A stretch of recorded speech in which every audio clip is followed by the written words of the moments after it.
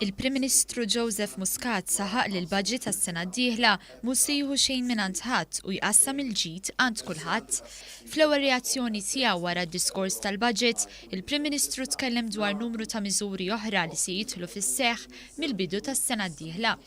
Qal li numru ta' pensjonanti li kienu jaħdmu l-Libja issa se jkunu jistgħu jirregolarizzaw il-pożizzjoni tagħhom mal-Gvern sabiex ikunu jistgħu jieħdu pensjoni b'mod regolari.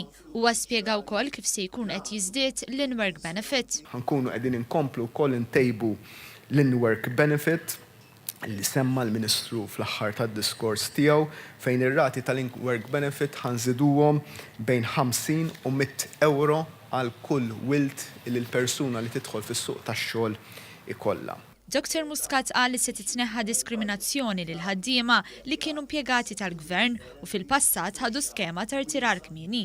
Qal li l-persuni li qegħdin fuq l-għajnuna soċjali u jmorru jistudjaw se jbenefikaw ukoll minn stipendju.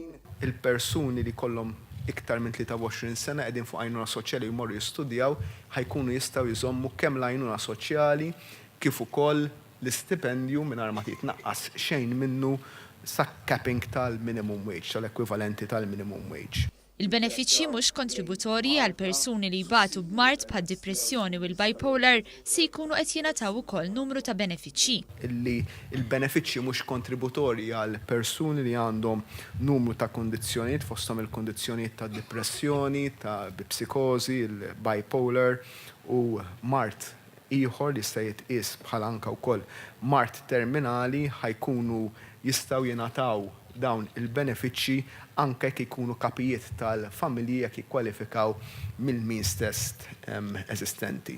Dr. Muscat temm id-diskors tiegħu billi fakkar kif dan huwa t-tieni budget mingħajr l-ebda taxxa, it-tielet budget b'surplus, ir-raba' budget bżieda fil-pensjonijiet u s-seba' budget li se jkollu tnaqqis fit-taxxi.